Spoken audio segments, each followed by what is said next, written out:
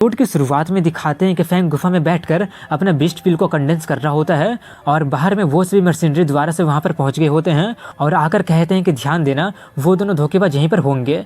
तभी उन्हें उन दोनों की लाश दिखाई देती है। वो देखकर वो लोग थोड़े से चौंक जाते हैं और समझ जाते हैं कि वो किसी बिस्ट का काम होगा, इसलिए वो लोग हल्ला करके उस बिस्ट को बाहर निकालने की कोशिश करने लगते हैं। वहीं पर वो सभी आवाज़ें सुनकर किंग थोड़ी सी चौंक जाती है और समझ जाते हैं कि वो मर्सिनरी यहाँ पर पहुँच गए हैं और वो फैंग को डिस्टर्ब भी नहीं कर सकती है, क्योंकि ऐसा करने पर उसका कल्टिवेशन बेकार हो जाएगा। वो पहले वहाँ से भागने के बारे में सोचती है, लेकिन फिर अपना मन चेंज कर लेती है और उनसे फाइट करने के लिए तैयार होते हुए कहती है कि अगर हम लोग यहाँ पर सर्वाइव कर जाएंगे तो इस एहसान का बदला तुम अपने पूरी ज़िंदगी से चुकाओगे। ये देखकर उसके मास्टर अपने मन में कहते हैं कि वो एक अच्छी लड़की है, मेरा डिसाइपल तो सच में काफ़ी ज़्यादा लकी निकला। वहीं पर जाकर देखने पर पता चलता है कि वो लोग 8 लोग होते हैं, इसलिए वो अपना मार्शल क्रिस्टल के यूज करके उन्हें एक एक करके ख़त्म करने के बारे में सोचती है। ये सोचकर वो एक बंदे को ख़त्म कर देती है। वो आवाज़ सुनकर एक बंदा दूसरे से कहता है क्या तुम्हें कुछ आवाज़ सुनाई दिया क्या? वो बंदा मना करते हुए कहता है कि जरूर तुम्हारा कान बज रहा होगा। वहीं पर उसे मारने पर किंग को ज़्यादा एनर्जी खर्च नहीं करनी पड़ी होती है, इसलिए अब वो दूसरे बंदे पर हमला करने जाती है, लेकिन इस बार वो पकड़ी जाती है। ये देखकर वो काफ़ी ज़्यादा शॉक्ड हो गई होती है और वो बंदा जल्दी से उसके पास आकर उसका गला पकड़ लेता है और पकड़कर कहता है कि तुम्हारे मास्टर क्रिस्टल का एनर्जी का थोड़ा सा फ्लक्चुएशन को मैं नोटिस कर लिया था और तभी मुझे पता चल गया था कि ये तुम्हारे ही काम होगा। ये बोलकर वो उसका कपड़ा फाड़कर उसे चाटने लगता है। ये देखकर वो अपने मन में कहती है कि अगर तुम जल्दी नहीं आओगे तो मैं सच में मारी जाऊंगी, लेकिन तभी वहाँ पर फैंग आकर उसका हाथ को काटकर उसे बचा लेता है। ये देखकर उस बंदे को काफ़ी ज़्यादा दर्द होने लगता है और वो सबसे कहता है कि जो भी उसे मारेगा ट्रेजर उसी का हो जाएगा। ये सुनकर सभी लोग उसी पर हमला करने जाने लगते हैं। तभी फैंग उसे नीचे रखकर उन सभी लोगों पर हमला करने चला जाता है और उसका पावर पहले से काफ़ी ज़्यादा बढ़ गया होता है और वो देखते ही देखते काफ़ी सारे लोगों को टेक डाउन कर देता है। ये देखकर बाकी के बच्चे हुए लोग काफ़ी ज़्यादा गुस्सा हो जाते हैं और एक ही साथ उस पर हमला करने के लिए चले जाते हैं, लेकिन तभी लिन इतना जोर से हमला करता है कि सभी लोगों का खेल ही खत्म हो जाता है और आखिरी बंदे को भी मार देता है और मारने के बाद वो खुद ही बेहोश हो जाता है। इसके बाद रात का सीन दिखाया जाता है जहाँ पर फैंग की आंखें खुलती है। उसे देखकर वो कहते कि तुम बिल्कुल सही वक्त पर जागे हो, मैं कुछ मछली को पकाई हूँ, लो इसे खा लो। फैंग कहना स्टार्ट कर देते हैं कि मेरा सर काफ़ी ज़्यादा दर्द कर रहा है और हम लोग कहाँ पर है, मैं बेहोश कैसे हो गया था और मेरा कपड़ा का क्या हो गया? वो बताती है कि तुम्हारा ड्रेस खून से सन गया था, इसलिए मैंने उसे धो दिया है। ये बोलकर वो उसे एक मछली खाने के लिए दे देती है। वो देकर वो उससे कहती है कि तुम एक सुपर लेवल बर्सर्कर दान पिल का यूज करके शॉर्ट टाइम के लिए अपना पावर को मार्शल मास्टर लेवल में पहुंचा लिए थे, इसलिए जब तुम्हारा बॉडी उतना ज़्यादा पावर को सही नहीं पाया तो तुम बेहोश हो गए थे। इतना बोलने के बाद वो उसके करीब जाते हुए कहती है कि मुझे बताओ। ये देखकर वो काफ़ी ज़्यादा शर्मा जाता है और सोचने लगा होता है कि ये काफ़ी ज़्यादा करीब है, क्या ये मुझसे अपना लव तो कन्फेस नहीं करने वाली है ना? ये सोचकर वो शर्माते हुए पूछता है क्या बताऊँ। वो उससे कहती है कि तुम एक फार्मासिस्ट हो ना? ये सुनकर वो थोड़ा सा निराश होकर सोचता है कि मैं भी क्या सोचने लगा था। ये सोचकर वो हाँ में जवाब दे देता है। ये सुनकर वो काफ़ी ज़्यादा खुश होकर कहने लगी होती है तो इसका मतलब मेरा गेस बिल्कुल सही था, बिना डिवाइन मेडिकल बुक के तुम्हारा बॉडी अभी तक ब्लास्ट हो गया होता। इतना बोलकर वो उससे कहती है कि जबकि हम दोनों ने एक दूसरे का लाइफ बचाया है तो बताओ कि तुम कौन हो? मुझे पता है कि तुम माउंटेन में नहीं रहते हो, रास्ते में मैं तुम्हें काफ़ी सारे मेडिकल हर्ब को कलेक्ट करते हुए देखी थी, लेकिन मुझे अभी वो दिखाई नहीं दे रहा है, इसका मतलब कि जरूर तुम उसे अपने रिंग में रखे होगे। फैंग अपना नाम और सिटी बताकर कहता है कि फार्मासिस्ट का आइडेंटिटी के बारे में मैं तुम्हें अभी कुछ बता नहीं सकता हूँ। ये बोलकर वो उससे उसके बारे में पूछने लगता है। वो कहती है कि मेरा नाम यान किंग है और मैं अपना आइडेंटिटी के बारे में तुम्हें कुछ भी नहीं बता सकती हूँ, और हाँ मैं एक रिच और इन्फ्लुएंशियल फैमिली से बिलोंग करती हूँ। ये सुनकर फैंग का दिमाग काफ़ी ज़्यादा खराब होने लगा होता है और वो सोचते हैं कि तुम्हारा यही चेहरा को देखकर मुझे पीटने का मन कर रहा है। ये सोचकर वो उससे कहता है तो क्या अब तुम मुझे बता सकती हो कि आखिर तुम क्या ढूंढ रही हो? वो उससे कहती है कि मैं 1000 साल का रेड लोटस किंग को ढूंढ रही हूँ। ये सुनकर वो काफ़ी ज़्यादा शॉक्ड हो जाता है और सोचते हैं कि वो तो फर्स्ट क्लास का हर्ब है और सबसे हाईएस्ट ग्रेड का है, और अजीब तरह से एक्ट करते हुए कहने लगा होता है कि तुम्हें तो पता ही है कि मैं एक फार्मासिस्ट हूँ, तो मुझे उन हर्बे की काफ़ी ज़्यादा ज़रूरत पड़ती है, इसलिए क्या तुम मुझे 2 से 3 उसका सीट को दे सकती हो? उसका वैसा एक्सप्रेशन देखकर वो उसे दूर करने लगती है और दूर करते हुए कहते क्या तुम्हें सच में लगता है कि तुम कुछ सीट को लेकर मेडिकल का किंग बन जाओगे? इतना बोलकर वो उससे कहते कि मैं तुम्हें वो देने के लिए तैयार हूँ, लेकिन उसके बदले तुम्हें मेरे एक रिक्वेस्ट को पूरा करना पड़ेगा। वो खुशी खुशी कहता है पहले बताओ कि करना क्या है। वो कहती है कि तुम्हें मेरे फैमिली का फार्मासिस्ट कंसल्टेंट बनना पड़ेगा। इतना बोलकर वो आगे कहते हैं ज़्यादा चिंता मत करो, इसमें कोई खतरा नहीं है, ये सिर्फ नाम मात्र के लिए रहेगा और तुम काफ़ी सारे रेयर हर्ब को भी यूज कर पाओगे। ये सुनकर वो सोचने लगता है। ये देखकर वो उससे कहते कि तुम मना भी कर सकते हो, लेकिन मैं उन सीट को दूसरे फार्मासिस्ट को ट्रेड कर लूँगी। ये सुनकर वो जल्दी से उसके लिए तैयार हो जाता है। ये सुनकर वो काफ़ी ज़्यादा खुश होने लगती है। ये देखकर वो सोचता है कि ऐसा क्यों लग रहा है जैसे कि मैं मूर्ख बन गया हूँ। तभी वो कहती है कि वो लोटस कल राइप हो जाएगा, इसलिए हम लोग कल उसे लेने जाएंगे। ये बोलकर वो उसे गुड नाइट बोलकर सोने चली जाती है। वहीं पर फैंग उससे दूर जाकर अपने मास्टर को बुलाता है और बुलाकर कहता है कि आपके पास बर्सर फॉर्मूला जैसा कोई सेम स्किल है जो कि शॉर्ट टाइम के लिए मेरा ताकत को काफ़ी ज़्यादा बढ़ा देगा। ये सुनकर वो कहते क्यों, तुम्हें पावरफुल होना अच्छा लगता है क्या? फैंग कहता है कि मैं मना तो करूंगा नहीं, हालांकि मुझे सिर्फ कुछ चीज़ें याद है। इतना बोलकर वो अपने एक्सप्रेशन को क्रूएल बनाकर आगे कहता है कि उस तरह का अनबीटेबल वाला फीलिंग काफ़ी ज़्यादा ऑसम था। ये देखकर वो कुछ सोचकर उसे एक थंडर रोलिंग नाम का स्किल दे देती है। वो उसे देखकर उसे पढ़ने लगता है जिसमें लिखा होता है कि उसमें 5 स्टेट होता है। वो उसके बारे में सभी कुछ पढ़ लेता है और पढ़कर कहता है कि अगर मैं अपने आप से कंट्रोल को नहीं खोऊंगा तो शायद अब तो मैं यूनियन को भी हरा पाऊंगा। ये बोलकर वो उसे थैंक्स कहता है, लेकिन तब तक वो जा चुकी होती है। ये देखकर वो कहता कोई बात नहीं, मैं उसे थैंक्स कल बोल दूंगा। इसके कुछ दिन बाद का सीन दिखाया जाता है जहाँ पर वो लोग उस लोटस के पास जा रहे होते हैं और फैंग उससे पूछते हैं कि हम लोग डेस्टिनेशन से कितना दूर है। तभी वहाँ का धरती हिलने लगती है। ये देखकर फैंग पूछता है क्या वो भूकंप है? वो कहते हैं कि शायद वो लोटस किंग राइप हो गया होगा, हमारे पास सिर्फ एक ही चांस है, हमें सबसे पहले उसे लेना होगा। ये बोलकर वो आगे बढ़ने लगती है। उसके पीछे जाते जाते फैंग उससे पूछ रहा होता है कि सबसे पहले लेने का मतलब क्या है, क्या हमारे अलावा कोई और भी उसे लेने वाला है क्या?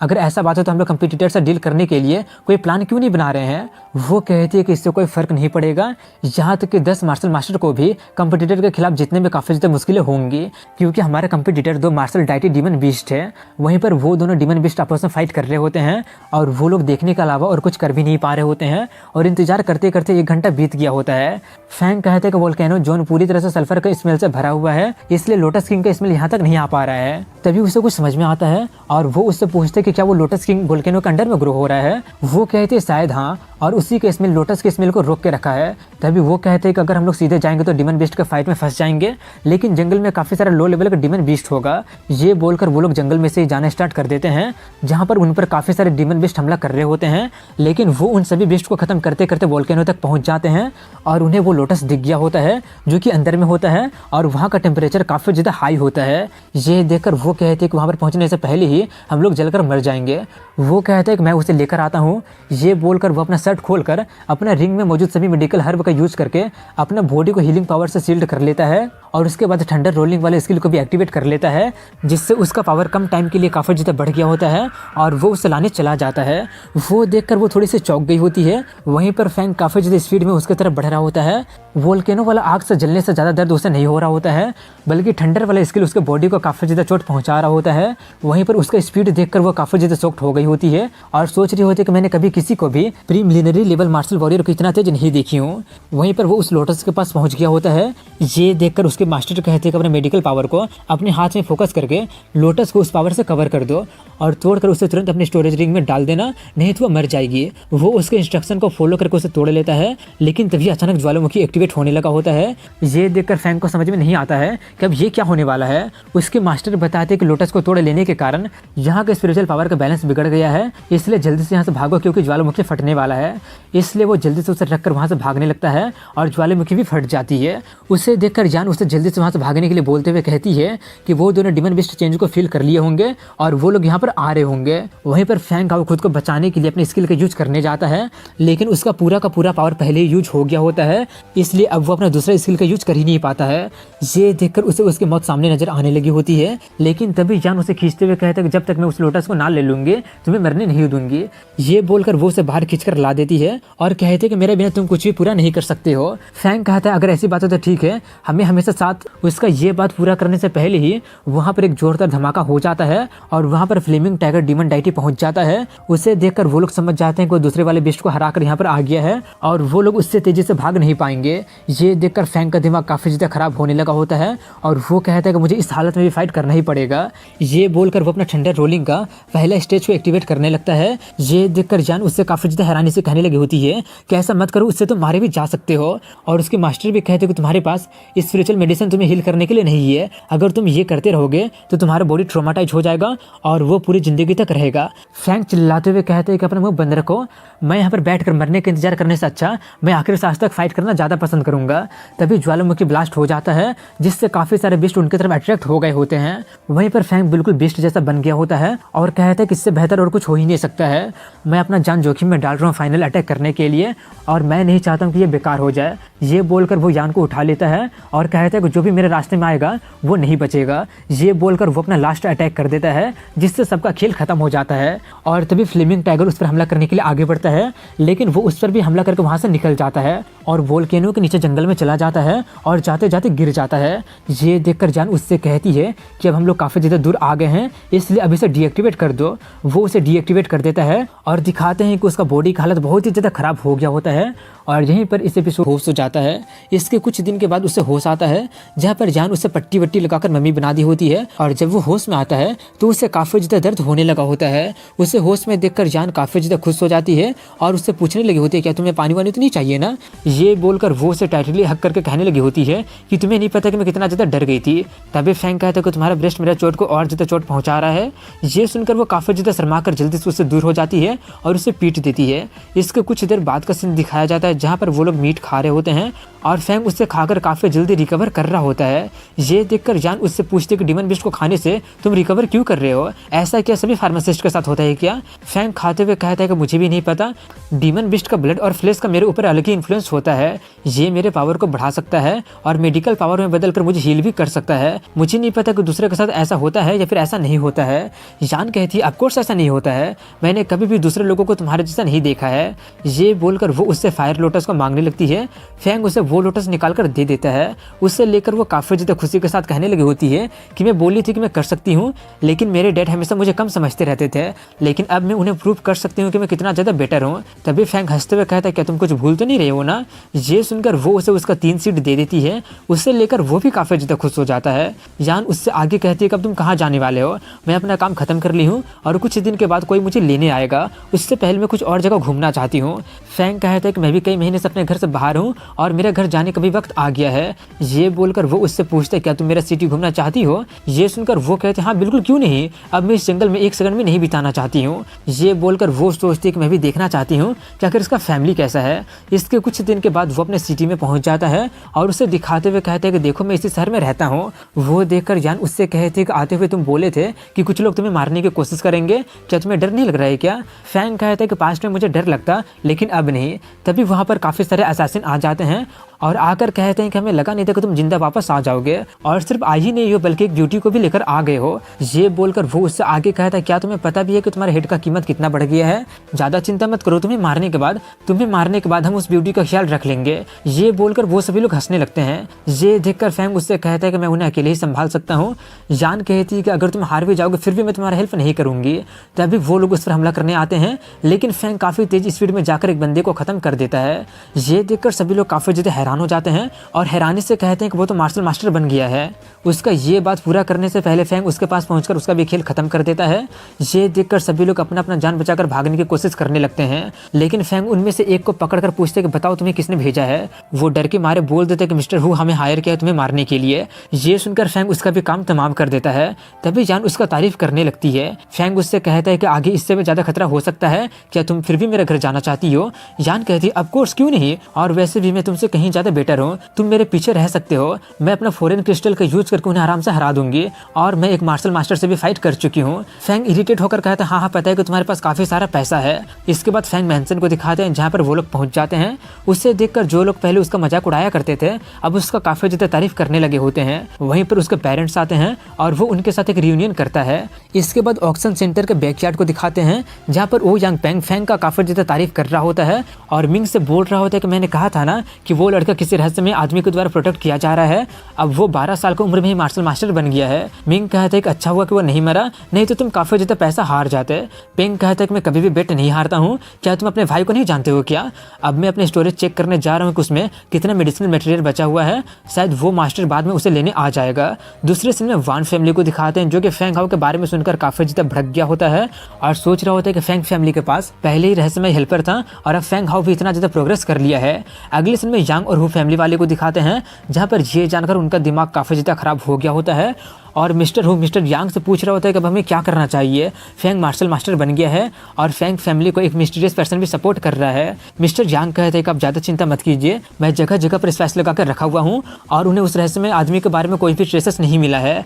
अगर वो रहस्यमय पर्सन अभी सिटी में होता तो मुझे नहीं लगता कि हम लोग यहाँ पर बैठकर बातें कर रहे होते हैं। हम उन मशीनरी को काफ़ी लंबे टाइम से रखे हुए हैं, अब उनका यूज करने का वक्त आ गया है, क्यों ना हम पूरे फैंग क्लैन को ही खत्म कर दे। ये सुनकर मिस्टर हुक हंसते हुए कहते हैं कि हम यही करेंगे, मैं फैंग हाउ को टॉर्चर करके अपना बेटा का बदला ले लूंगा। अगले सीन में दिखाते हैं कि फैंग फैमिली को ये न्यूज पता चल गया होता है कि उन पर वो लोग हमला करने वाले हैं। ये न्यूज सुनकर वो सभी लोग काफी ज्यादा गुस्सा हो जाते हैं और कुछ लोगों को मेंशन में रहने के लिए बोलकर और बाकी के लोगों को माउंटेन में उनसे फाइट करने के लिए लेकर जाने लगते हैं। फैंग चेन यान को यहीं पर रुकने के लिए कहता है, लेकिन यान कहते हैं कि आप ज्यादा चिंता मत कीजिए, फैंग हाउ के मेरे साइड में होने से मार्शल मास्टर को भी मैं हरा सकती हूँ। फैंग चेन उसके हाथ में उतना पावरफुल क्रिस्टल को देखकर थोड़ा सा चौंक जाता है और सोचता है कि आखिर ये लड़की कहाँ से आई है और इसका हाथ वाला क्रिस्टल तो मार्शल क्रिस्टल से भी ज्यादा पावरफुल लग रहा है। इसके बाद माउंटेन की तरफ का सीन दिखाया जाता है जहाँ पर यांग और हु फैमिली वाले पहुंच गए होते हैं। उन्हें देखकर फैंगले चिल्लाते हुए कहता है कि क्या तुम लोगों में शर्म खत्म हो गई है क्या, हमारी टेरिटरी में आकर हमसे मिसअप करने की तुम लोगों की हिम्मत कैसे हो गई। मिस्टर यांग कहता है कि पिछली बार तुम लोग हमारे घर में आकर हमें पीट कर चले गए थे, तुम्हें क्या लगा था कुछ सिमुलेशन को हम लोग ऐसे जाने देंगे। तभी फैंग चेन कहता है कि तुम लोग और कितना ज्यादा सिमलेस होने वाले हो, तुम लोग टाइम टू टाइम असैसिन को भेजकर मेरे बेटे को असैसिनेट करने की कोशिश करते रहे थे, हालांकि उसके लिए हमने तुम्हें अकाउंटेबल हेल्ड नहीं किया है, लेकिन तुम फिर से हमें प्रोवोक करने आ गए हो। ये सुनकर मिस्टर यांग चिल्लाते हुए कहते हैं कि अपना मुंह बंद करो। ये बोलकर वो फाइट स्टार्ट करने के लिए बोल देता है, इसलिए सभी लोग फाइट करना स्टार्ट कर देते हैं और तभी मिस्टर यांग फैंगली पर पीछे से हमला करने जाता है, लेकिन उसे फैंग चेन बचा लेता है और कहता है कि मार्शल मास्टर को मार्शल मास्टर से ही फाइट करना चाहिए। ये देखकर मिस्टर हु भी उसका हेल्प करने जाने लगता है, लेकिन यान उस पर हमला कर देती है और उससे कहते हैं कि दो मार्शल मास्टर उन पर गैंगअप करने जा रहे हैं, कितनी शर्म की बात है और तुम लोग अपने आप को पैशेज बोल रहे हो। ये सुनकर वो काफी ज्यादा गुस्सा हो जाता है और उस पर हमला करने जाता है, लेकिन वो उसी पर हमला करके उसे पीछे कर देती है। ये देखकर वो काफी ज्यादा शॉक्ड हो जाता है कि आखिर वो मार्शल मास्टर जितना स्ट्रॉन्ग कैसे हो सकती है। तभी उसे फैंग दिख जाता है जो कि अपने पावर से यान को हेल्प कर रहा होता है। ये देखकर उसे पता चल जाता है कि फैंग हाउ एक फार्मासिस्ट है। ये जानकर वो यांग कुई और अपने बेटे को फैंग हाउ को किसी भी कीमत पर मारने के लिए कहता है। ये सुनकर वो दोनों उस पर हमला करने के लिए जाने लगते हैं, लेकिन फैंग थंडर रोलिंग फिस्ट का यूज करके दोनों को एक ही बार में खत्म कर देता है। ये देखकर दोनों यांग और हु काफी ज्यादा शॉक्ड हो जाते हैं और अपने बेटे को मरा हुआ देखकर मिस्टर हु का मेंटल ब्रेकडाउन हो जाता है और काफी गुस्से में वाइंड उल्फ मशीनरी को पूरे फैंग क्लैन को खत्म करने के लिए बुला देता है। ये सुनकर वो सभी लोग आ जाते हैं और कहने लगे होते हैं कि मैं तो अकेले पूरे फैंग क्लैन को खत्म कर सकता हूँ। उन्हें देखकर फैंग चेन काफी ज्यादा शॉक्ड हो जाता है और सबसे कहता है कि उनके गैंग में दो मार्शल मास्टर है, जल्दी से रिट्रीट कर लो। तभी मिस्टर हु चिल्लाते हुए कहता है कि जल्दी से उन्हें खत्म कर दो, मैं अपना सब कुछ देने के लिए तैयार हूँ। ये सुनकर एक ग्रैंड मास्टर कहता है कि फैंग फैमिली वाले हमें ब्लेम मत करना, हम पैसों को ना नहीं बोल सकते हैं। ये बोलकर वो काफी फास्ट स्पीड में फैंग चेन के पास जाकर उस पर हमला कर देता है, जिससे वो काफी ज्यादा इंजर्ड हो जाता है और वो उसे मारकर कहता है कि मैं तो अकेली ही इन सबको खत्म करने के लिए काफी हूँ। लेकिन तभी यान अपने विप से उसका हाथ पकड़ लेती है। उसे देखकर वो एक पल के लिए चौंक जाता है और कहता है कि तुम तो रेयर थंडर सिस्टम के मार्शल आर्टिस्ट हो, लेकिन कितनी शर्म की बात है कि तुम्हारा कल्टीवेशन काफी ज्यादा कम है। तभी यान फैंग हाउ को हेल्प करने के लिए कहती है, वो जल्दी से आकर उसका पावर बढ़ा देता है। ये देखकर वो कहती है कि मुझे कम समझने की सजा तुम्हें मिलेगी। ये बोलकर वो अपना क्रिस्टल का यूज करती है, जिससे उसका हाथ ही कट जाता है। ये देखकर वो बंदा काफी ज्यादा भड़क जाता है और फेंगसन नाम के बंदे से कहता है कि उस लड़की को मार दो, ऐसा करने पर मैं लीडर का पोजीशन तुम्हें दे दूंगा। लेकिन पेंगसिन उसी को मारते हुए कहता है कि मुझे भीख में कुछ भी नहीं चाहिए और सबसे कहता है कि अब इसके बिना सभी को ज्यादा पैसा मिलेगा। ये देखकर उसका सभी लोग उसी का नारा लगाने लगते हैं। वहीं पर पेंग मिस्टर हु और मिस्टर यांग से कहता है कि मुझे लगता है कि वो लड़की किसी पावरफुल फैमिली से बिलोंग करती है, इसलिए उसे मारने में फैंग फैमिली को मारने से ज्यादा पैसा लगेगा। मुझे लगता है कि आप लोग अपना सारा पैसा और प्रॉपर्टी देने के लिए तैयार है ना। उसका वैसा रूप देखकर वो लोग काफी ज्यादा डर गए होते हैं और उसके लिए राजी हो जाते हैं। वहीं पर वो कुछ ही सेकंड में यान पर हमला करने के लिए चला जाता है, लेकिन फैंग उसका अटैक को ले लेता है, जिससे वो काफी दूर फेंका जाता है और उसका हालत काफी ज्यादा खराब हो जाता है और वो बेहोश हो जाता है। वहीं पर ये देखकर पेंग उससे कहते हैं कि मेरे फुल फोर्स के अटैक को सहने के बाद भी तुम मरे नहीं हो, काफी ताकतवर लग रहे हो। दूसरी तरफ यान फेंग को देखकर रोते हुए कहती है कि तुम ऐसे नहीं मर सकते हो, तुमने अभी तक अपना प्रोमिस को पूरा नहीं किए हो। वहीं पर ये देखकर फैंग चेन काफी ज्यादा शॉक्ड हो गया होता है और बाकी के फैंग फैमिली वाले काफी ज्यादा डर गए होते हैं। तभी मिस्टर हु सबसे पहले फैंग हाउ को मारने के लिए कहता है और उसके बाद पूरे फैंग फैमिली को मारने के लिए कहता है। फैंग उसे मारने जाता है लेकिन तभी एक बुढ़ा आकर उसका हाथ पकड़ लेता है और एक ही बार में उस पर हमला करके उसे दूर कर देता है। ये देखकर फैंग काफ़ी ज़्यादा हैरानी से सोचता है कि वो भी एक ग्रैंड मार्शल मास्टर है। वहीं पर वो ओल्ड मैन यान को ग्रीट करके लेट होने के लिए सॉरी कहता है। यान काफ़ी गुस्से में उन सभी लोगों को मार देने के लिए कहती है। इसके लिए वो बुढ़ा तैयार होने लगता है। वहीं पर ये देखकर फैंग हंसते हुए कहता लगता है कि मैंने किसी नोबल फैमिली की लेडी को ऑफेंड कर दिया है, अब मेरा फ्यूचर बर्बाद होने वाला है। अब जबकि ये हो गया तो मुझे सबको मारना ही पड़ेगा ताकि किसी को कुछ भी पता ना चले। और इसके लिए वो अपना पूरा पावर का यूज करने लगता है और यहीं पर इस एपिसोड के उस ओल्ड मैन से फाइट करने चला जाता है। लेकिन वो ओल्ड मैन उसके सभी अटैक को डॉज करके उसे सिर्फ एक ही स्ट्राइक में खत्म कर देता है। ये देखकर सभी लोग काफी ज्यादा हैरान हो जाते हैं और हैरानी से कहते हैं कि वो दोनों ही ग्रैंड मास्टर है, लेकिन कैप्टन उस बुड्ढे के एक स्ट्राइक को भी सह क्यों नहीं पाया।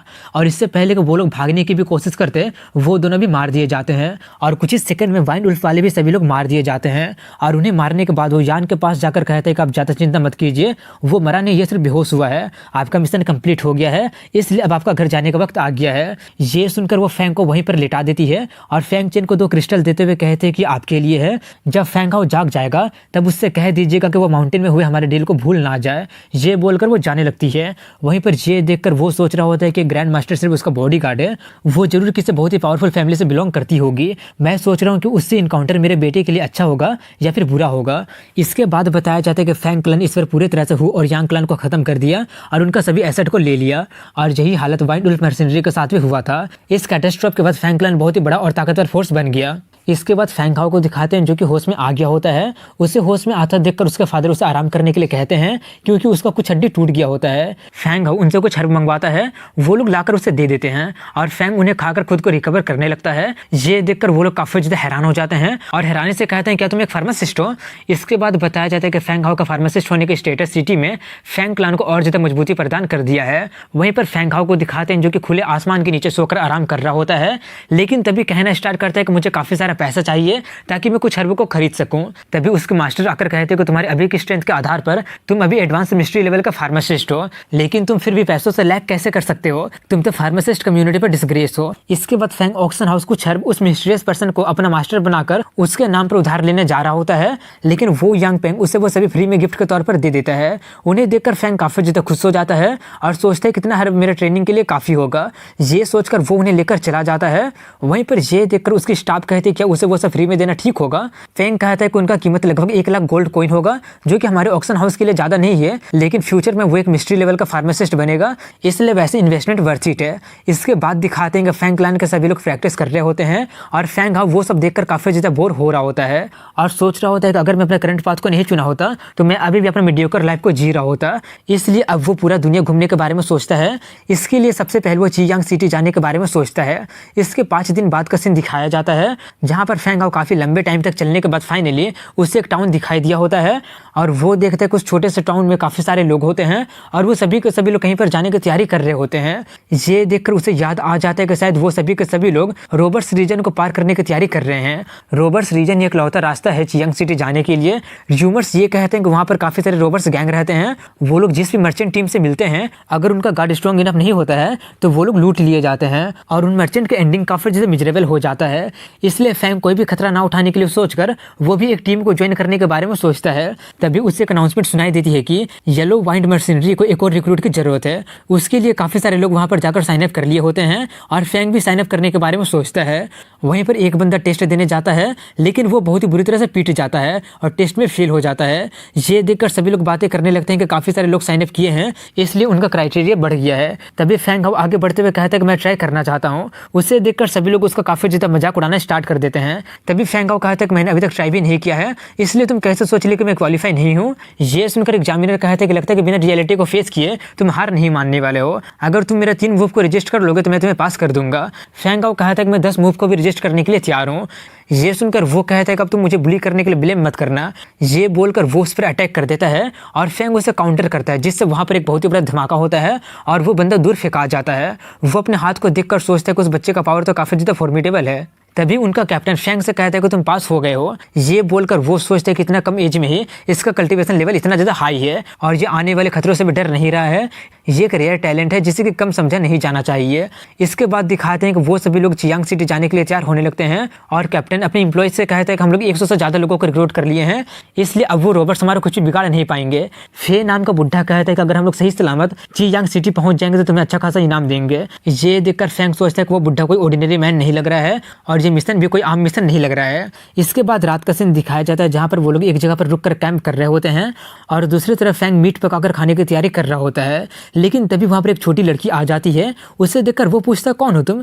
वो अपना नाम फेयर बताती है और उससे खाने के लिए मांगती है, इसलिए वो उसे खाने के लिए दे देता है। वो उसे जल्दी जल्दी खाकर कहते कि मेरा पेट भर गया है। ये देखकर वो उसका मुंह साफ करने के लिए उसे टिश्यू पेपर देने जाता है, लेकिन तभी वहाँ पर काफ़ी तेज स्पीड में वही बटलर आकर उसे दूर लेकर चला जाता है और पूछता है कि आप क्या कर रही थी। वो कहते कि मुझे भूख लगी थी इसलिए मैं खाना ढूंढने गई थी। ये सुनकर वो थोड़ा सा चिंता करते हुए कहने लगा होता है कि क्या होगा अगर तुम्हें कोई। उसका बात को पूरा करने से पहले ही फैंग उसके बात को काटते हुए कहता है कि मैंने उसे अपना खाना दिया था, उसमें कोई प्रॉब्लम है क्या। उससे देखकर वो पूछता कौन हो तुम। फैंग कहता है कि मैं उनका टेम्परेरी मेंबर हूँ। वो फेयर को वहाँ से लेकर जाते हुए कहता है कि मैं जाकर उनसे पूछता हूँ कि उनके पास ऐसा कोई मेंबर है भी या फिर नहीं। वहीं पर ये देखकर फैंग सोच रहा होता है कि उसका स्पीड को देखकर लग रहा है कि जरूर वो ग्रैंड मास्टर लेवल का कल्टिवेटर होगा। उसे उतना ज़्यादा नर्वस देखकर लग रहा है जैसे कि ये मिशन फेयर को प्रोटेक्ट करने के लिए है। इसके 3 दिन बाद का सीन दिखाया जाता है जहाँ पर फेयर फिर से फैंग के साथ खा रही होती है और वो बटलर को भी इन्वाइट करती है, लेकिन वो मना करने लगता है कि मैं ऑलरेडी खा चुका हूँ। लेकिन तभी उसका पेट आवाज़ करने लगता है। ये देखकर वो उसे ज़बरदस्ती खिलाने लगती है। वो उसे लेकर खाने ही वाला होता है कि तभी वहाँ पर कुछ आवाज़ें होती है। ये सुनकर वो फैंग को उसे प्रोटेक्ट करने के लिए बोलकर वहाँ पर देखने चला जाता है। जाकर वहाँ पर देखने पर पता चलता है कि सभी मेंबर को जहर दे दिया गया है। ये देखकर वो कहता है कि अगर इन्हें पॉइजन दिया गया है इसका मतलब जरूर यहाँ पर एक पॉइजन मास्टर होगा।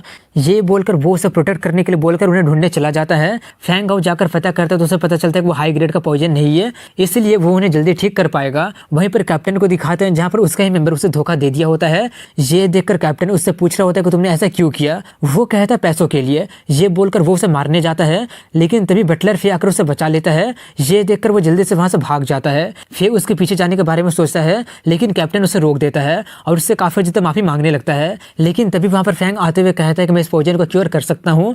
ये सुनकर वो लोग थोड़े से चौंकते हुए पूछते हैं लेकिन कैसे। फैंग आउट बताता है क्योंकि मैं एक फार्मासिस्ट हूँ। ये बोलकर वो उसका पॉइजन को क्योर कर देता है, जिससे उसका की भी पहले जैसा हो जाता है। ये देखकर वो फैंग को काफ़ी ज़्यादा थैंक्स करने लगता है। इसके बाद वो जाकर सभी लोगों को डिटॉक्सिफाई कर देता है। ये देखकर सभी लोग उसका काफ़ी ज़्यादा थैंक्स करने लगते हैं। इसके बाद कैप्टन फैंग से एडवाइस मांगता है कि इससे डील करने का आपके पास कोई एडवाइस है क्या। फैंग उनसे कहता है कि वो लोग ये सोच लिए होंगे कि यहाँ पर सभी लोग मारे गए हैं, इसलिए इस पर वो लोग काफ़ी कम लोगों को लेकर यहाँ पर आएंगे, इसलिए हम लोग मरने का नाटक करके उन्हें दबोच लेंगे। दूसरे सीन में युआन हुआ यानी कि उसे धोखेबाज को दिखाते हैं जो कि बॉस के पास जाता है और उसे बता देते हैं कि बटलर फे को छोड़कर सभी लोग पॉइजन हो गए हैं। ये सुनकर बॉस काफ़ी ज़्यादा खुश हो जाता है और उसे एक पिल दे देता है, लेकिन उसे खाने पर उसे पता चल जाता है कि वो एंटीडेट नहीं होता है।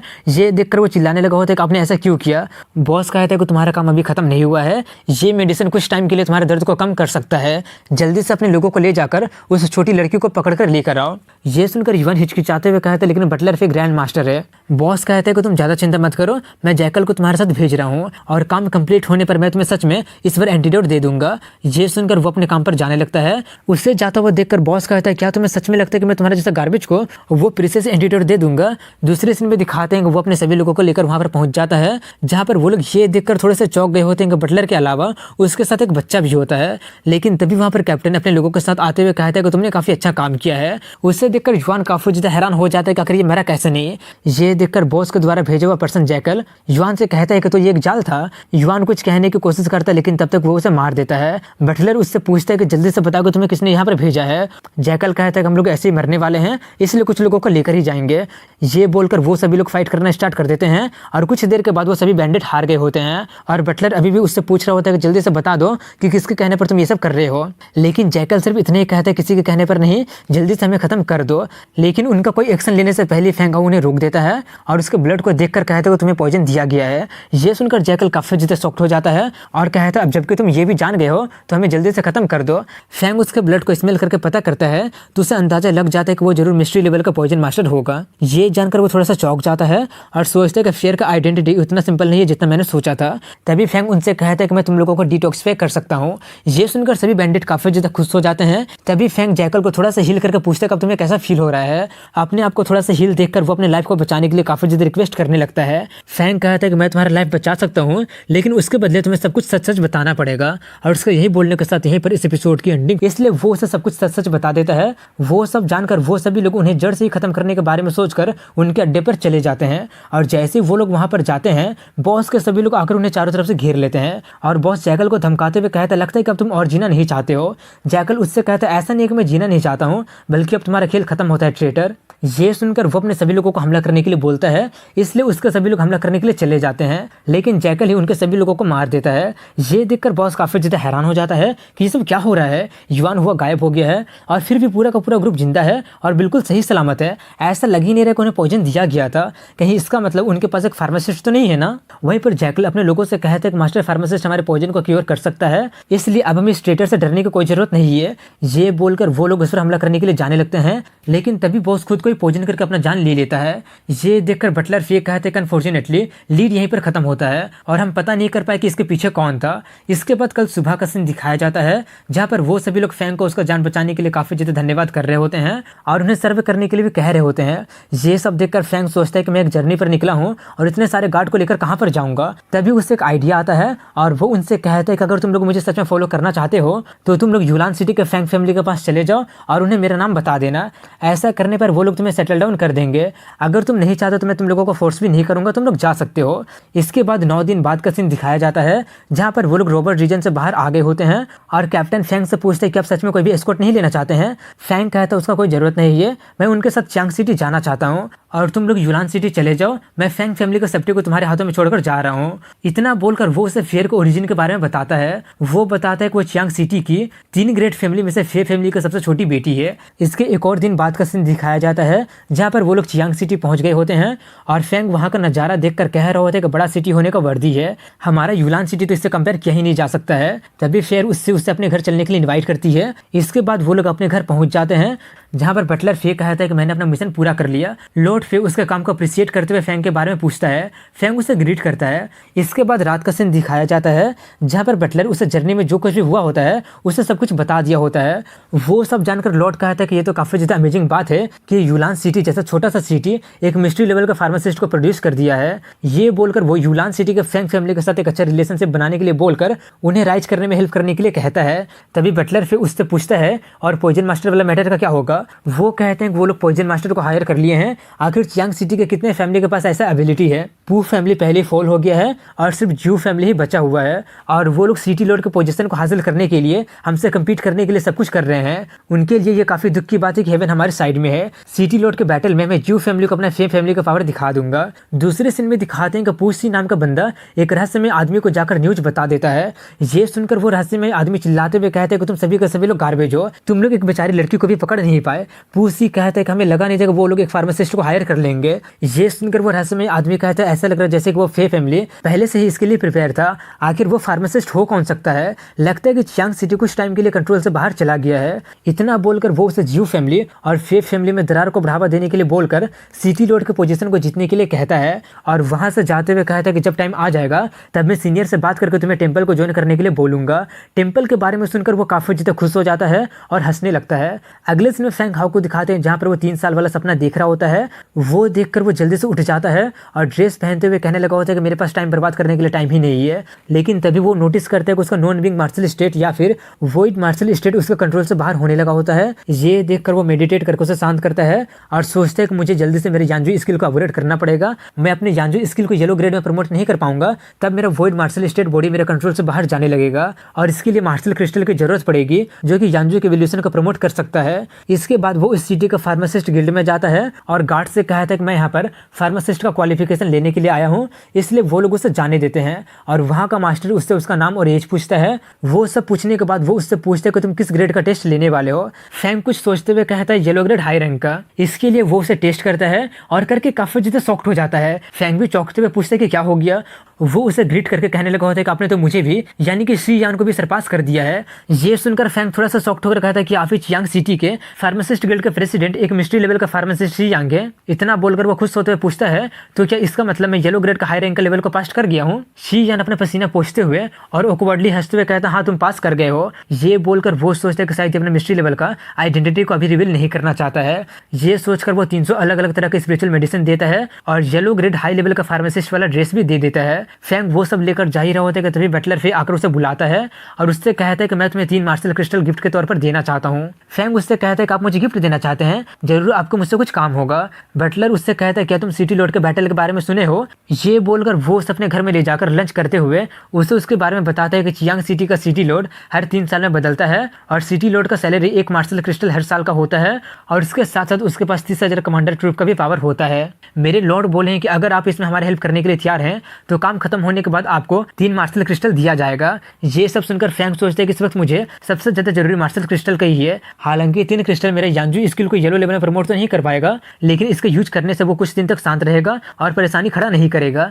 ये सोचकर वो उससे डील कर लेता है। ये सुनकर बटलर काफी ज्यादा खुश हो जाता है और कहता है कि ओरिजिनली मैं आपको डिस्टर्ब तो नहीं करना चाहता था, लेकिन ज्यू फैमिली ने येलो ग्रेड हाई रैंकिंग के फार्मासिस्ट को हायर किया है, इसलिए अगर हम लोग अभी कुछ नहीं करेंगे तो सिटी लॉर्ड का पोजीशन हाथ से चला जाएगा। और मेरे लॉर्ड के इन्वेस्टिगेशन के अकॉर्डिंग जियो फैमिली ही पिछली बार उस पॉइजन मास्टर को भेजा था। फैंग उससे पूछते कि सिटी लॉर्ड का बैटल कब होगा? वो बताता है कल होगा। इसके बाद कल का सीन दिखाया जाता है जहाँ पर उस जगह को दिखाते हैं जहाँ पर वो कंपटीशन होने वाला होता है।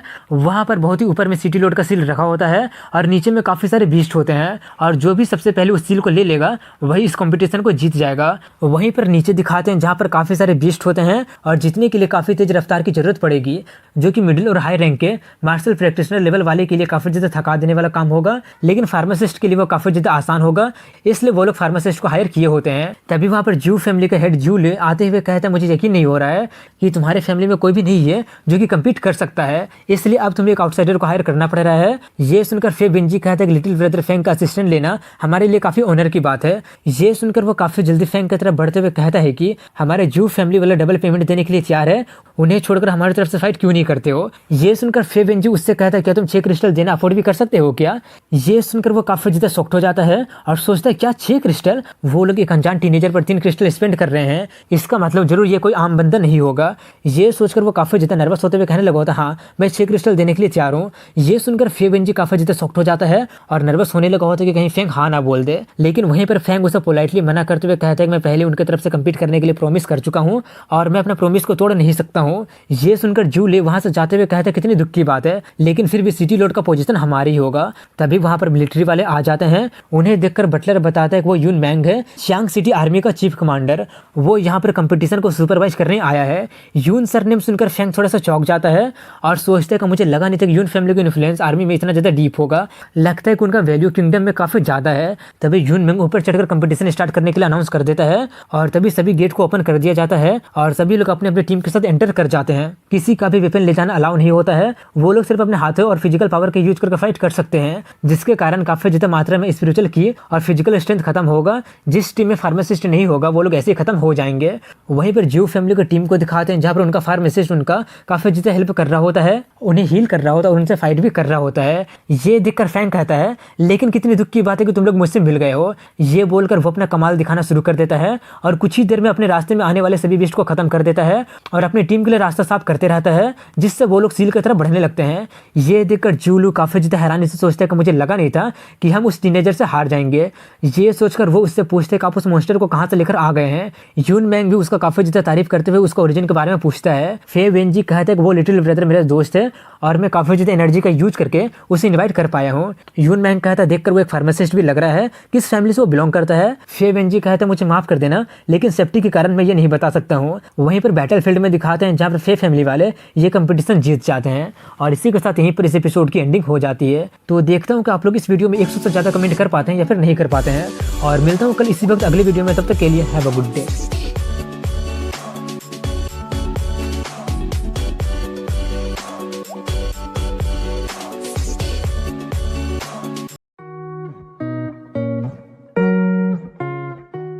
एपिसोड की स्टार्टिंग में दिखाते हैं कि फैंग हाउ फे फैमिली का सिटी लॉर्ड का पोजीशन जीतने में हेल्प कर दिया होता है और हेल्प करने के बाद वो डीमन बिस्ट माउंटेन कल्टीवेट करने के लिए जाने के लिए कहता है। वो लोग उसे कुछ दिन वहीं पर रुककर कल्टीवेट करने का सुझाव देते हैं, लेकिन वो नहीं मानता है और उन्हें गुड बाय बोलकर वहाँ से जाने लगता है। और वो अपना फार्मासिस्ट वाला ड्रेस पहनकर जा रहा होता है, जिससे लोगों को उसका आइडेंटिटी के बारे में पता चल जा रहा होता है।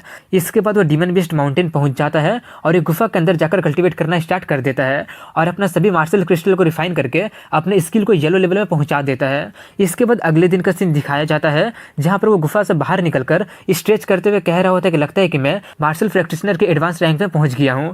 ये बोलकर वो शिकार करने चला जाता है और जाकर एक भालू का शिकार कर लेता है और रात को उसी को पकाकर खा रहा होता है। और तभी वहां पर उसकी मास्टर आकर उसे बताती है कि तुम्हारा अभी का फिजिक और कुछ स्पिरिट मेडिसिन के टेम्पर से तुम लो ग्रेड की ई क्रिस्टल को भी रिफाइन कर सकते हो। फैंग पूछता वो कौन सा क्रिस्टल होता है। लाओ बताती है कि कुछ क्रिस्टल हेवन और अर्थ के एक्सट्रीम रीजन में मौजूद होते हैं। एग्जाम्पल के लिए फायर एट्रीब्यूट वाले ई क्रिस्टल ज्वालामुखी में मौजूद होता है। आइस एट्रीब्यूट वाले ई क्रिस्टल काफी ज्यादा ठंडे प्लेस में मौजूद होता है। फैंग और ठंडर एट्रीब्यूट के बारे में पूछता है।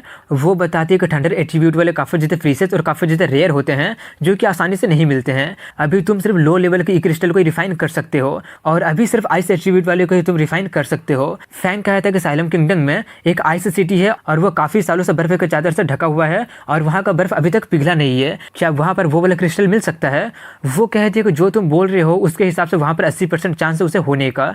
ये सुनकर वो वहाँ पर जाने की तैयारी करने लगता है, लेकिन तभी वो उसे रोकते हुए कहती है कि वो क्रिस्टल जरूर लो ग्रेड का होगा और मुझे नहीं लगता कि तुम्हारा बॉडी इस हालत में उसे रिफाइन कर भी पाएगा।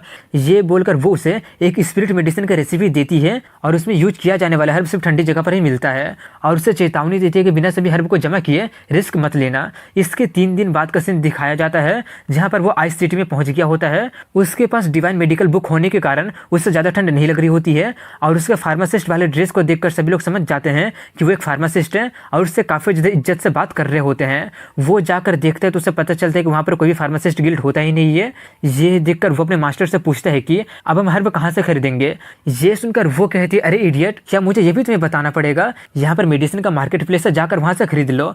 और एक बात फिर से बता देती हूँ कि बिना सभी हर्ब को जमा किए ई क्रिस्टल को रिफाइन करने के बारे में मत सोचना। इसलिए वो जाकर कुछ मेडिसिन को खरीद लेता है और दुकानदार उसे कम दाम में दे देता है। ये देखकर फैंग कहता है कि ये तो काफ़ी ज़्यादा चीप है। वो दुकानदार कहते हैं कि आप हमारे दुकान में आए हैं, यही हमारे लिए बहुत ही ऑनर की बात है। फैंग को सभी मेडिसिनल हर्ब मिल गया होता है, सिर्फ 2 मेडिसिनल हर्ब को छोड़कर।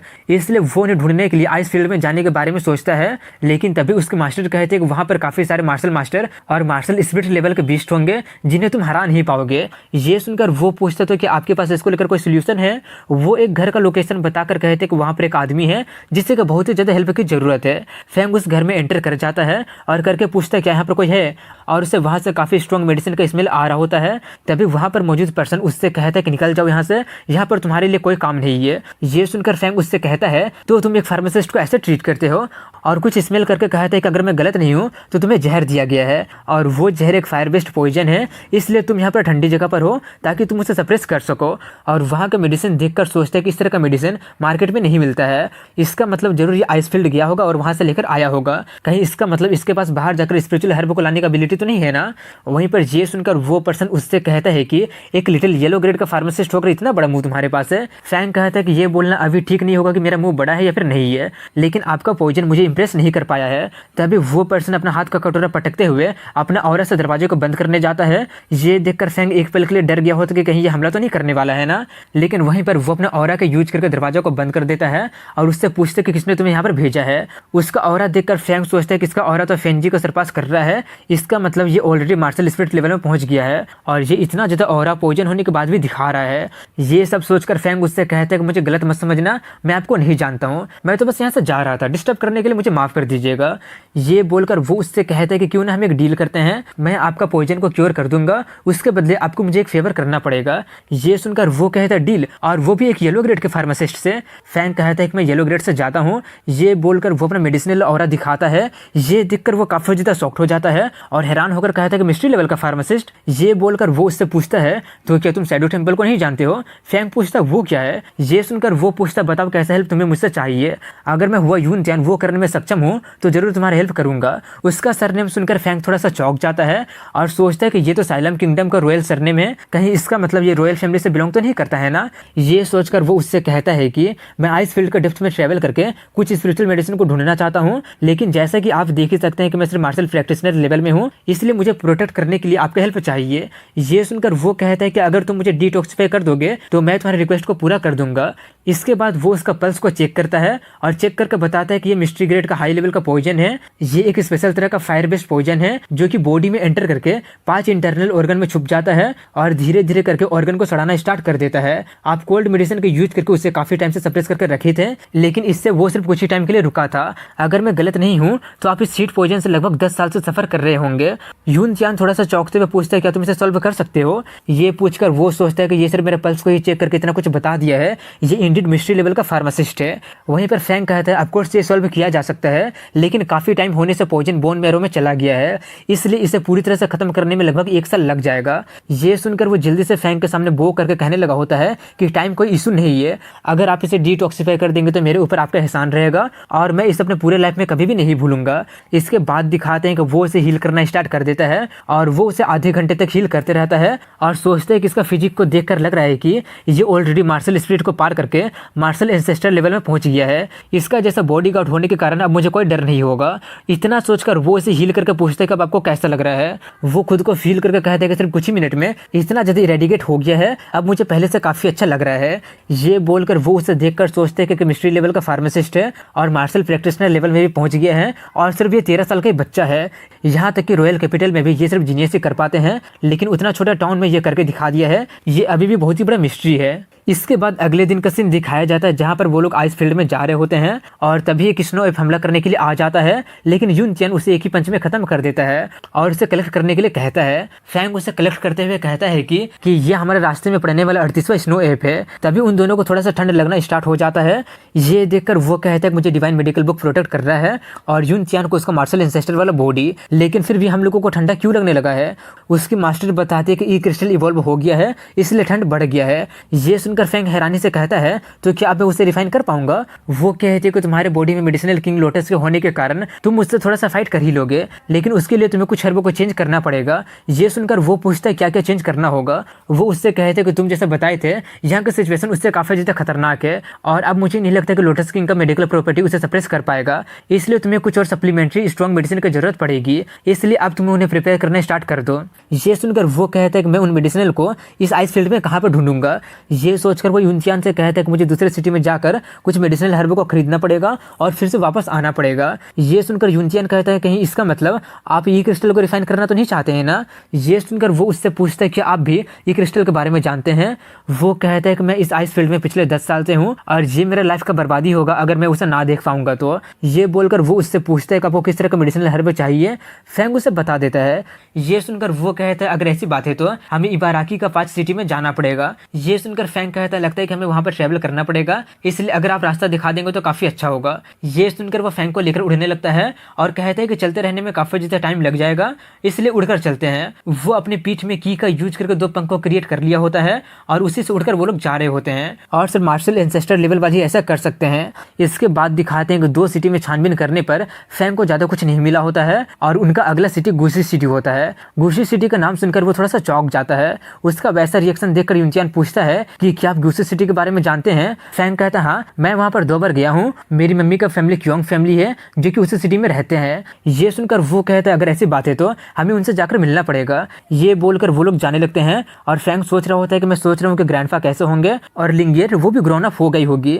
इसके बाद गुस्से सिटी को दिखाते हैं जहाँ पर वो ये देखकर काफी ज्यादा शॉक्ड हो गया होता है कि वहां पर काफी ज्यादा सन्नाटा होता है। वो सब देखकर फैंग को समझ में नहीं आ रहा होता है कि आखिर ये सब क्या हो रहा है। तभी वो अपने घर में जाता है जहाँ का दरवाजा बंद होता है। ये देखकर वो थोड़ा सा चौंक जाता है। ये देखकर वो दरवाजा पीटने लगता है और कहता है कि ये मैं हूँ और तभी दरवाजा थोड़ा सा खुलता है और फैंग हाओ पर तीर से हमला कर दिया जाता है और यहीं पर इस एपिसोड की एंडिंग हो जाती है। जियान उसे बचा लेता है और सैनिक को बाहर खींचकर निकाल देता है। ये देखकर बाकी के सैनिक भी हमला करने लगते हैं, लेकिन यूनचियान उन सभी लोगों को एक ही बार में हरा देता है और तभी एक पर्सन उस पर शॉर्ट से हमला करने जाता है, लेकिन फैंग उसे रोक देता है और उनसे कहता है कि मैं हूँ क्योंगसू का बेटा। उसे देखकर उसका ग्रैंडपा उसे गले से लगा लेते हैं। फैंग फैंग उससे पूछता है कि ये सब क्या चल रहा है। वो उन लोगों को अपने घर में लेकर आता है और यूनसियान के बारे में पूछता है। फैंग उन्हें उसका नाम बता देता है। उसका नाम सुनकर मिस्टर क्योंग थोड़े से चौंक जाते हैं और चौंकते हुए सोचते हैं कि ये सरनेम सबके लिए नहीं होता है। फैंग इतना कम एज में येलो ग्रेड का फार्मासिस्ट बन गया है और वो हुआ फैमिली के साथ भी इतना करीब है। तभी एक सैनिक आकर बताता है कि वो लोग आ रहे हैं। ये सुनकर फैंग कंफ्यूज होते हुए पूछता है कि कौन लोग आ रहे हैं। वहीं पर वो सभी लोग बाहर देखने चले जाते हैं जहाँ पर काफ़ी सारे लोग आए होते हैं और उनमें से एक बंदा कहना स्टार्ट करता है कि आज हम यहाँ पर मास्टर क्योंग को यंग मास्टर शू के वेडिंग में मास्टर शू के ऑर्डर पर इन्वाइट करने आए हैं। ये सुनकर फैंग सोचता है शादी, अगर शादी है भी तो ज़बरदस्ती वहाँ पर लेकर जाने की क्या ज़रूरत है। वहीं पर मास्टर क्योंग चिल्लाने लगे होते हैं कि ये तो सरासर बुलिंग है। ये सुनकर वो बंदा कहता है कि मास्टर क्योंग आप बुढ़े के साथ साथ कन्फ्यूज भी होते जा रहे हैं। शू फैमिली के एल्डेस्ट बेटा और इबाराकी सिटी का लॉर्ड आपकी बेटी को फैंसी ले लिया है और उससे अपने कॉन्क्यूबाइन बनाना चाहता है, जो कि आपके क्योंग फैमिली के लिए बहुत ही बड़ा ब्लेसिंग है। और आगे कहता है कि तुम इसको लेकर ग्रेटफुल भी नहीं हो रहे हो और गुस्सा किसको दिखा रहे हो। क्या तुम्हें लगता है कि मास्टर शू तुम्हारी बेटी के लिए गुड इनफ नहीं है। तभी फैंग कहता है हाँ, उसका जैसा बिस्ट बिल्कुल भी वर्दी नहीं है। ये सुनकर वो बंदा थोड़ा सा चौंक जाता है और चौंकते हुए पूछता है किसने ये बोला। तभी फैंग उसके कंधे पर हाथ रखते हुए कहता है क्या मैंने कुछ गलत बोल दिया क्या। नहीं, लगता है कि मैंने उसे बिस्ट बोलकर बिस्ट का भी इंसल्ट कर दिया है। मुझे लगता है कि मुझे तो उसे लूजर बोलना चाहिए। ये सुनकर वो बंदा काफी ज्यादा गुस्सा होने लगा होता है और कहता है कि मेरे फैमिली का गेस्ट जाने का आखिर तुम्हारी हिम्मत कैसे हो रही है। फैंग उससे पूछता है कि तुम किस क्योंग की बेटी के बारे में बातें कर रहे हो। ये पूछकर वो उन सभी लोगों को देखकर सोचता है कि यहाँ पर काफी सारे लोग मौजूद है, जिनमें से कुछ ग्रैंड मार्शल मास्टर है, कुछ मार्शल मास्टर है और कुछ प्रैक्टिशनर लेवल में है। अपने पावर के आधार पर क्योंग फैमिली को खत्म करना सिर्फ पीस ऑफ केक होगा। तभी उसका ग्रैंडपा बताते हैं कि यहाँ पर लिंगियर की बात हो रही है। ये सुनकर फैंग काफी ज्यादा चौंक जाता है और उसके साथ बचपन में बिताए हुए पल को याद करता है जहाँ पर वो उससे शादी करने के लिए बोली होती है। ये याद करके वो काफी ज्यादा हैरानी से पूछता है कि क्या वो लोग लिंगियर को उठाकर लेकर चले गए हैं। ये पूछकर वो उस बंदा से पूछते हैं कि उसे कौन उठाकर लेकर चला गया है। वो बंदा काफी ज्यादा एरोगेंट होकर कहता तो क्या होगा अगर वो मैं हूं तो। क्या तुम्हें लगता है कि सिर्फ येलो ग्रेड का फार्मासिस्ट बनकर तुम सभी लोगों को बचा सकते हो। अब जबकि मास्टर क्योंग जाने से मना कर रहे हैं तो अब तुम हम लोगों को ब्लेम नहीं कर सकते हो। ये बोलकर वो अपने लोगों को मास्टर क्योंग को खींचकर लेकर जाने के लिए बोलता है। ये सुनकर उसके सभी लोग तैयार होने लगे होते हैं। ये देखकर फैंग यूनसियान का हेल्प मांगता है। ये सुनकर वो कहता है कि ये तो सिर्फ मेरे लिए एक उंगली का ही काम है। ये बोलकर वो कुछ ही सेकंड में उसके सभी लोगों को खत्म कर देता है।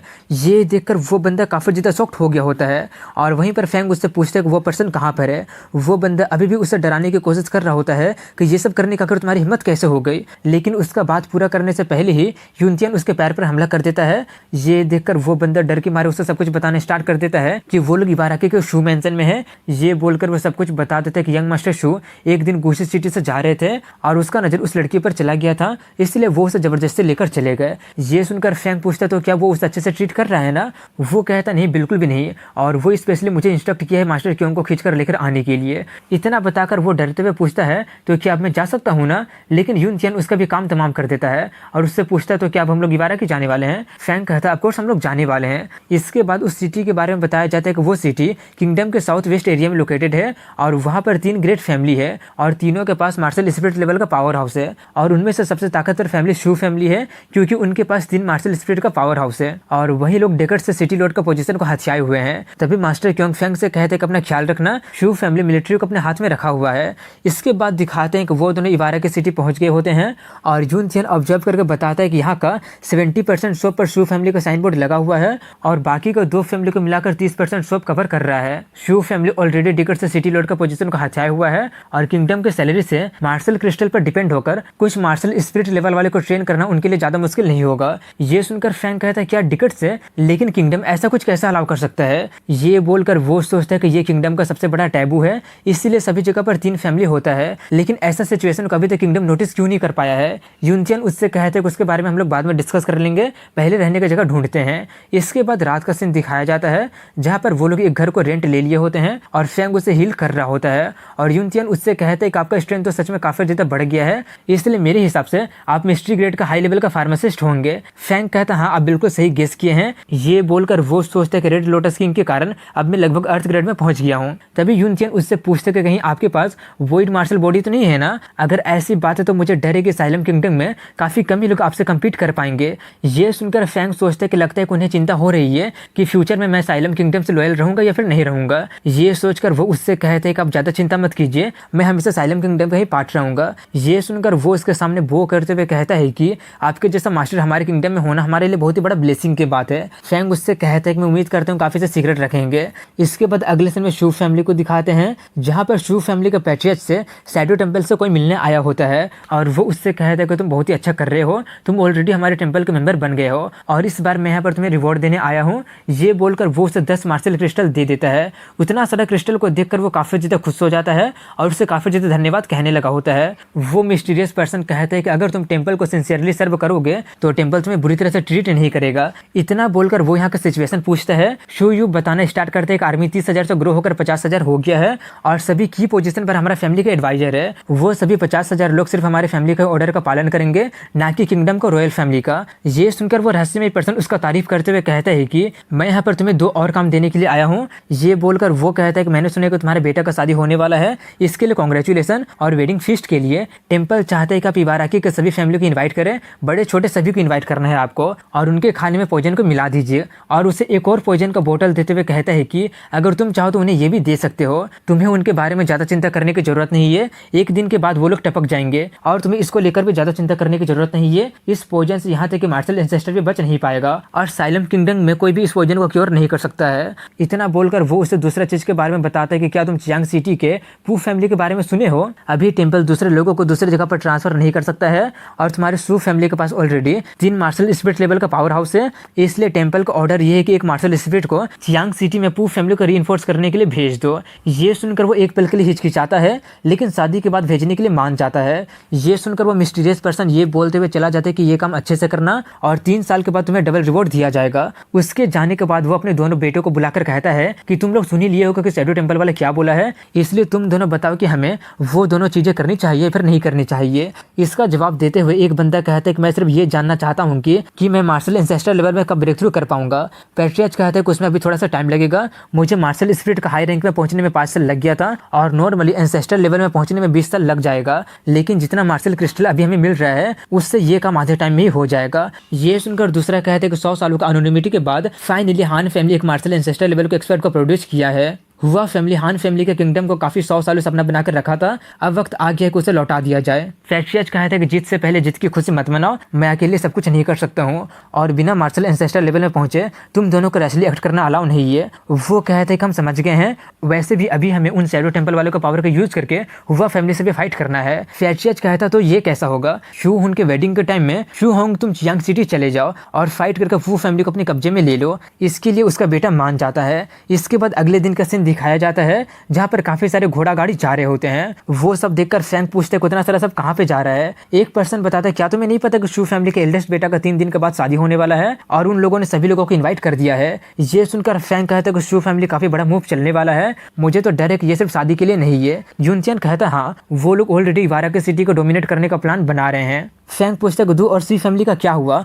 वो लोग कोई भी एक्शन क्यों नहीं ले रहे हैं। जुनचियन कहते हैं कि वो लोग रिस्पॉन्ड करेंगे या नहीं करेगा, चलो चलकर पता कर ही लेते हैं। इसके बाद दू फैमिली को दिखाते हैं जहाँ पर वो दोनों फैमिली वाले मीटिंग कर रहे होते हैं। दू फैमिली का पैट्रियट कहता है लेकिन हम लोग कर भी क्या सकते हैं, लेकिन तभी वहाँ पर यूनचियन आकर उन लोगों पर हमला करके उन्हें जख्मी कर देता है और करके पूछता है तो क्या तुम ही दू फैमिली के हेड हो। दू फैमिली के हेड हंसते हुए कहता है कि तुम लोगों से तो 3 दिन का भी इंतजार नहीं हो रहा है। यूनचियन कहता है कि अगर मैं सच में शू फैमिली का मेंबर होता तो तुम अभी तक ये सब बोलने के लिए बचते ही नहीं। ये बोलकर वो फैंग को बुलाता है। फैंग आकर उन लोगों को हील करना स्टार्ट कर देता है और यहीं पर इस एपिसोड की एंडिंग। और वो लोग उसके तरीके को देखकर समझ जाते हैं कि वो मिस्ट्री ग्रेड का फार्मासिस्ट है। उनका पावर देखकर वो लोग काफी ज्यादा पोलाइटली पूछने लगे होते हैं कि हमारे हम्बल रेसिडेंस में आपका आने का क्या पर्पस है।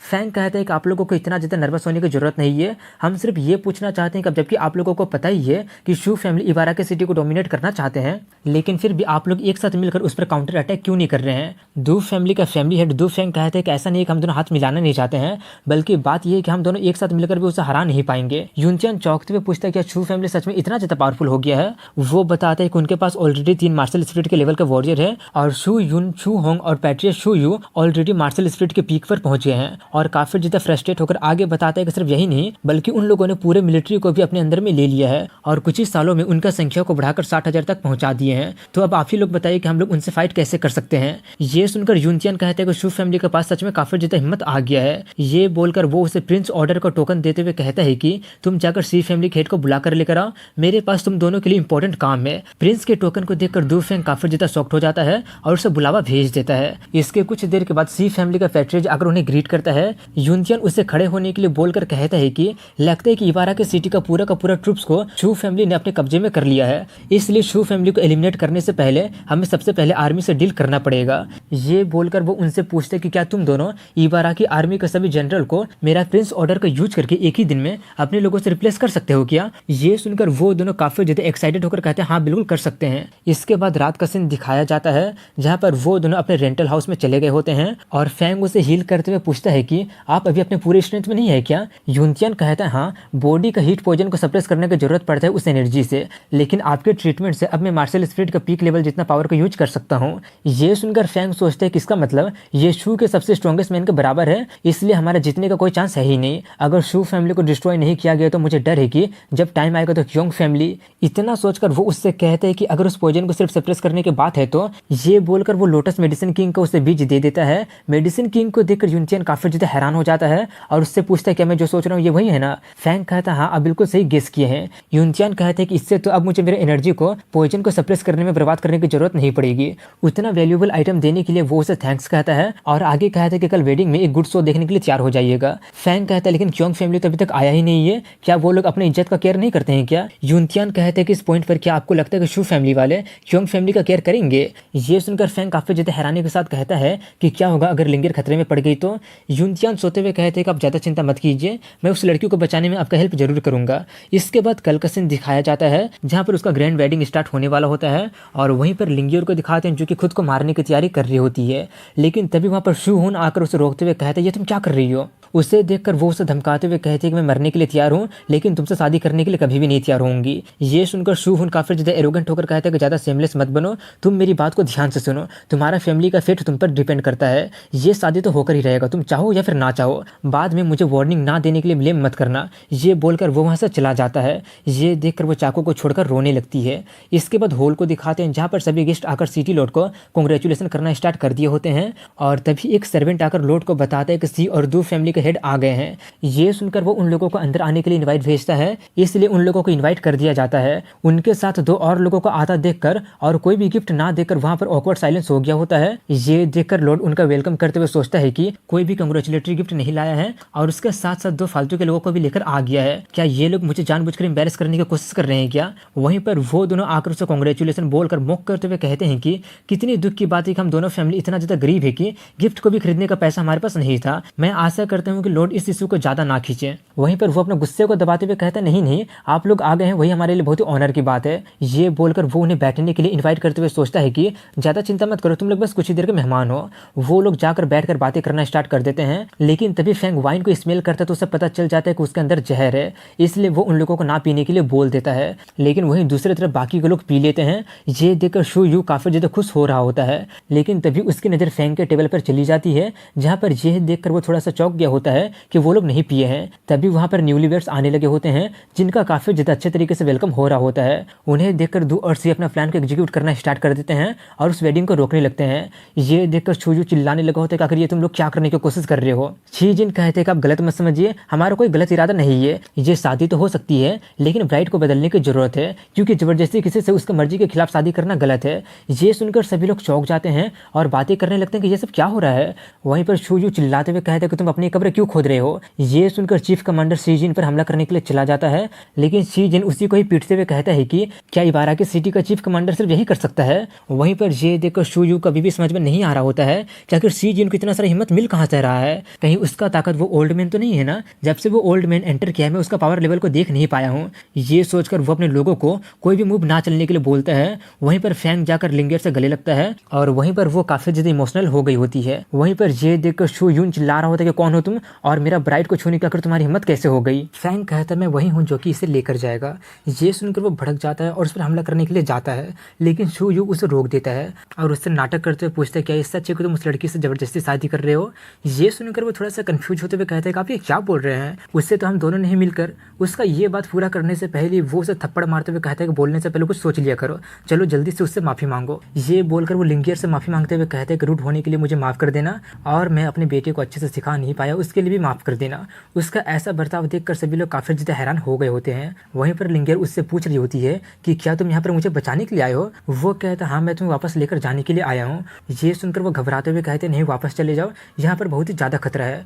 वो उसका आंसू पोंछते हुए कहते कि तुम ज्यादा चिंता मत करो, मेरे रहते हुए तुम्हें कोई भी चोट नहीं पहुंचा सकता है। ये बोलकर वो लॉर्ड से पूछता है कि अब मैं इसको लेकर जा सकता हूँ। लॉर्ड कहता है हाँ ऑफकोर्स तुम उसे लेकर जा सकते हो, कल मैं खुद ही आपके घर में जाकर आपसे पर्सनली माफी मांगूंगा। तभी यून चैन उससे कहते हैं कि उसे रेस्ट करने के लिए भेज दीजिए, हम लोग आखिरी काम खत्म करके आते हैं। इसके कुछ देर के बाद उनका एक सर्वेंट आकर शोयू को बताता है कि इबाराकी सिटी का आर्मी शू मेंशन को घेर लिए हैं। ये सुनकर वो काफी ज्यादा चौंक जाता है और कहते हैं कि वो मेरा शू फैमिली का आर्मी है, हमारे साथ ही ऐसा कैसे कर सकता है। शी जेन हंसते हुए कहते हैं कि कुछ भी इम्पॉसिबल नहीं है, शाइलाम किंगडम का आर्मी कब से तुम्हारा फैमिली का आर्मी बन गया है। ये बोलकर वो उसे प्रिंस ऑर्डर का टोकन दिखाते हुए कहता है कि प्रिंस के सामने नील नहीं करने का आखिर तुम्हारी हिम्मत कैसे हो रही है। वो देखकर शोयू काफी ज्यादा शॉक्ड हो गया होता है। वहीं पर शी जेन बाकी के लोगों से कहते हैं कि क्या तुम लोग जीना नहीं चाहते हो क्या, अभी तक खड़े क्यों हो। ये सुनकर वो सभी के सभी लोग झुककर प्रिंस को ग्रीट करना स्टार्ट कर देते हैं। ये सब देखकर शोयू सोचते कि फिर से हुआ फैमिली आ गया है, लगता है कि आज हमारा भागने का सारा रास्ता बंद हो गया है, लेकिन मैं भी हार मानने वालों में से नहीं हूँ। ये सोचकर वो सबसे कहते हैं कि जल्दी से उठ जाओ, जो वाइन तुम लोगों ने पिया था उसमें जहर था, अगर एंटीडोट नहीं लोगे तो एक दिन के अंदर में तुम सभी लोग मारे जाओगे। ये सुनकर वो सभी लोग काफी ज्यादा हैरान हो जाते हैं, लेकिन तभी एक बंदा कहता है कि ज्यादा मत डरो। ये बोलकर वो खुद को हील करने की कोशिश करता है लेकिन मारा जाता है। ये देखकर वो सभी के सभी लोग काफी ज्यादा हैरान हो जाते हैं और सोच लेते हैं कि अब वो लोग नहीं बचेंगे। उसको मरते हुए देखकर यूनचियान सोचता है कि ये पॉइजन बिल्कुल वैसा ही है जैसे कि मुझे दिया गया था, शैडो टेंपल वाला पॉइजन शोयू के हाथों में आ गया है, लगता है कि मेरा साइलम किंगडम को शू फैमिली की जरूरत नहीं है। वहीं पर शोयू उन लोगों से कहते हैं कि अगर तुम लोगों को एंटीडोट चाहिए तो इन्हें खत्म कर दो और जो पहले मारेगा उसे सबसे पहले एंटीडोट मिलेगा। ये सुनकर काफी सारे लोग उन पर हमला करने के लिए जाने लगते हैं। वहीं पर मौके का फायदा उठाकर शू फैमिली वाले भागने की कोशिश करने लगते हैं, लेकिन वहीं पर यूनचियान सिर्फ अपना ऑरा का ही यूज करके सभी लोगों को रोक देता है और शू फैमिली के भागने से पहले ही उन लोगों पर भी हमला कर देता है। इसके बाद शाम का सीन दिखाया जाता है जहाँ पर शू फैमिली वाले का काम तमाम हो गया होता है और बाकी के फैमिली को फैंग डिटॉक्सिफाई कर दिया होता है। इसके बाद आगे क्या करना है उसका ऑर्डर वो लोग यूनचियान से मांगते हैं। यूनचियान कहते हैं कि जो लोग शू फैमिली के साथ कोलाइड किए थे वो लोग मार दिए जाएंगे और जो लोग इस रिबेलियन में पार्टिसिपेट नहीं किए थे या शू फैमिली की मजबूरी में थे वो लोग तुम दोनों को ज्वाइन कर लेंगे। तभी वहां पर एक सर्वेंट आकर उन्हें रिपोर्ट करते हैं कि शू फैमिली का एक और रिप्रेजेंटेटिव को पकड़ लिया गया है। ये सुनकर वो लोग उसे देखने चले जाते हैं जहां पर वो और कोई नहीं बल्कि क्योंग फैमिली होता है। उनकी बातों को सुनकर दू और सी कहते हैं कि गुस्सी सिटी काफी ज्यादा दूर है, यहाँ पर 3 दिन में आना इम्पॉसिबल है। इसका सिर्फ एक ही मतलब है कि ये लोग शू फैमिली के बारे में पहले से ही जानते थे और उन्हें ज्वाइन करना चाहते थे, इसलिए वो लोग उसे जेल में डालने के बारे में कहते हैं। लेकिन तभी वहां पर यूनचियान आकर उन लोगों को रोक देता है और जल्दी से उन्हें अनटाई करने के लिए कहता है। इसके बाद उसी रेंटल हाउस को दिखाते हैं जहाँ पर लिंगियर सो रही होती है और फैंग उसका कैरेस कर रहा होता है। तभी वहां पर उसके ग्रैंडफा आते हैं और लिंगियर से कहते हैं कि हम तुम्हें वापस ले जाने आए हैं। ये सब देखकर फैंग सोच रहा होता है कि अगर मैं वो यूनचियान से नहीं मिला होता और मेडिसिन ढूंढने के लिए इबाराकी नहीं आता तो मैं तो क्योंग फैमिली का फेट को भी इमेजिन नहीं कर सकता हूँ। इस बार यूनचियान का सपोर्ट के कारण सब कुछ ठीक हो गया है, लेकिन 1 साल के बाद जब यूनचियान का सपोर्ट मेरे पास नहीं रहेगा तब क्या होगा। स्ट्रेंथ मुझे और ज्यादा ताकत चाहिए और मैं जल्द ही उस ई क्रिस्टल को भी ले लूंगा। और उसका यही बोलने के साथ यहीं पर इस एपिसोड की एंडिंग हो जाती है। इस वीडियो में 100 कमेंट का टारगेट रखता हूँ, देखते हैं कि आप लोग पूरा कर पाते हैं या फिर नहीं कर पाते हैं। तो मिलता हूँ कल इसी वक्त अगले वीडियो में, तब तक के लिए हैव अ गुड डे।